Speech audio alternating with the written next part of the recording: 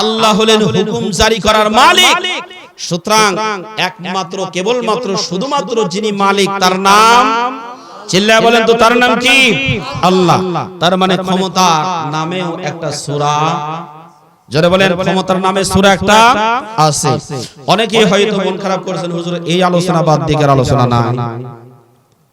অনেকেই বলতে পারেন হ্যাঁ অনেক আলোচনা আছে, তার মধ্যে এটাও একটা আলোচনা। এটা জানা দরকার আছে না নাই? যারা বলেন আছে না নাই? আছে। আচ্ছা এখন বলবেন এগুলো আলোচনা করার দরকার কি? অন্যগুলো আলোচনা করেন। আমি আপনাদের কাছে ছোট্ট একটা বিষয় প্রশ্ন করি। এই যে টেস্ট পরীক্ষা হয়ে গেছে, আগামী বছরে যারা এসএসসি বা দাখিল পরীক্ষা দিবে তাদের টেস্ট পরীক্ষা হয়ে গেছে, বেশ ভালো কথা। যারা সায়েন্স নিয়েছে তাদের সাবজেক্ট হলো 12টা, 1200 মার্কের পরীক্ষা। এখন 1100 মার্কে 11টা সাবজেক্টে 95 করে নম্বর পেয়েছে। আর বাংলা সাবজেক্ট সহজ, ওইটাতে গিয়ে 28 নম্বর পেয়েছে। বেচারা কি ফেল না পাস? জোরে বলেন পাস না ফেল? তো সহজ সাবজেক্ট ফেল করছে, তাতে কি হয়েছে? আচ্ছা বলেন তো সার্টিফিকেট পাওয়ার জন্য কয়টা সাবজেক্টে পাস করা লাগবে? আস্তে করে বলেন কয়টা? সবগুলো সাবজেক্টে পাস করতে হবে।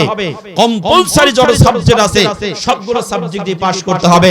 ঠিক আল্লাহর ফরজ যতগুলো বিধান আছে প্রত্যেকটা বিধানেই যদি 5 নম্বর না পায় জান্নাতের চেহারা দেখার সুযোগ যারা বলেন হবে হবে না। আমার প্রিয় বাবাজিরা খেয়াল করেন, এই সূরাতে আয়াতে কারিমা রয়েছে 30টি, রুকু আছে 2টি। সূরাটি অবতীর্ণ হয়েছে মক্কায়। সূরাটি সম্পর্কে আবু হুরায়রা রাদিয়াল্লাহু তাআলা আনহু থেকে বর্ণিত, তিনি বলেন ইন্না সূরাতান ফি কিতাবিল্লাহি, আল্লাহর এই কোরআনের মধ্যে এমন একটা সূরা আছে মা হিয়া ইল্লা 30 আয়াতান, যেই সূরার মধ্যে আল্লাহ 30টা আয়াত নাযিল করেছেন।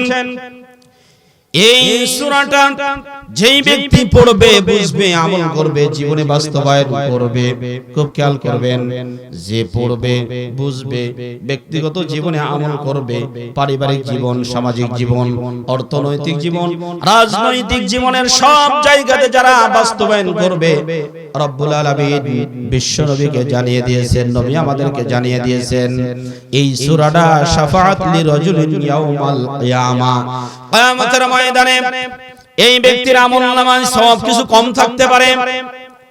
আল্লাহ রাব্বুল আলামিন বিশ্ব নবীকে জানিয়ে দিলেন, নবী আপনি জানিয়ে দেন আমলনামায় যদি কিছু সওয়াব কম থেকে থাকে, তারপরেও যারা নিয়মিত প্রত্যেকটা রাতে ঈশার নামাজের পরে বা মাগরিবের পরে সূরা বুলুগ নিয়মিত তেলাওয়াত করবে, আল্লাহ রাব্বুল আলামিন ওই সমস্ত ব্যক্তিদের জন্য এই সূরার সুপারিশ কবুল করে তাকে জান্নাতে দিয়ে দিবে।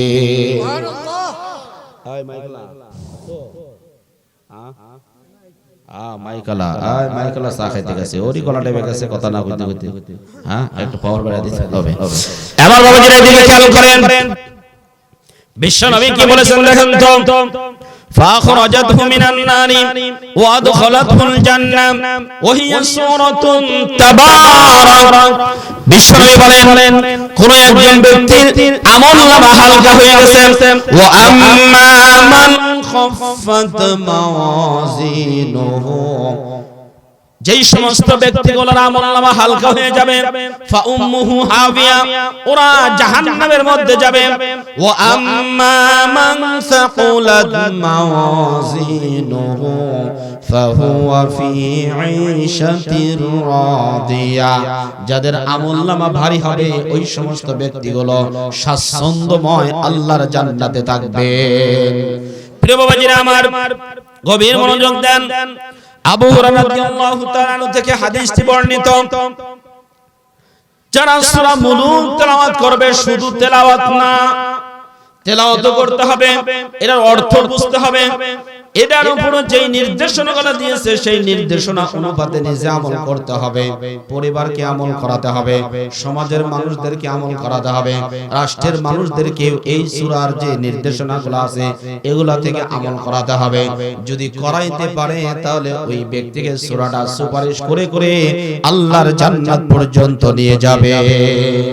আমার প্রিয় বাবাজিরা শুধু তাই না, এই সূরার 5টা নাম রয়েছে। জোরে বলেন তো কয়টা?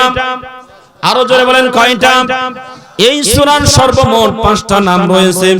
এর মধ্যে একটা নাম হলো সূরাতুল ওয়াকিয়া, 2 নাম্বার নাম হলো সূরাতুল মুনজিয়া, 3 নাম্বার নাম হলো সূরাতুল মানিয়া, 4 নাম্বার নাম হলো সূরাতুল মুজাদালা, 5 নাম্বার নাম হলো সূরাতুল মুন। তাহলে কয়টা নাম হলো? জোরে বলেন তো কয়টা নাম হলো? এই সূরার 5টা নাম রয়েছে। কেন, কিভাবে 5টা নাম হলো? আমরা একটা হাদিসের দিকে যাই। আন আব্দুল্লাহ ইবনে মাসউদ রাদিয়াল্লাহু তাআলা قال قال رسول الله صلى الله عليه وسلم اذا وضع الميت في قبر, যখন একজন মানুষ মৃত্যুবরণ করবে, এই মানুষটাকে ঠান্ডার মধ্যে হোক গরমের মধ্যে হোক, ঠান্ডা অথবা গরম পানি দিয়ে গোসল করানোর পরে 3 অথবা 5টা কাপড় দিয়ে মোড়ায়া যখন কবরের মধ্যে নিয়ে যাবে, এই মানুষটাকে কবরের মধ্যে রেখে দিল। দেওয়ার পরে সবাই যখন চলে আসবে, প্রিয় বাবাজির একটু গভীর মনোযোগ দিয়ে শুনেন। এই মানুষটাকে রেখে যখন সবাই চলে আসবে, এই লোকটার চাইতে আর নিঃস্ব পৃথিবীতে কোনো ব্যক্তি হতে পারে না। আত্মীয় স্বজন যা কিছু আছে সব চলে যাবে। ইয়াতবাউল মাইয়িতা সালাস,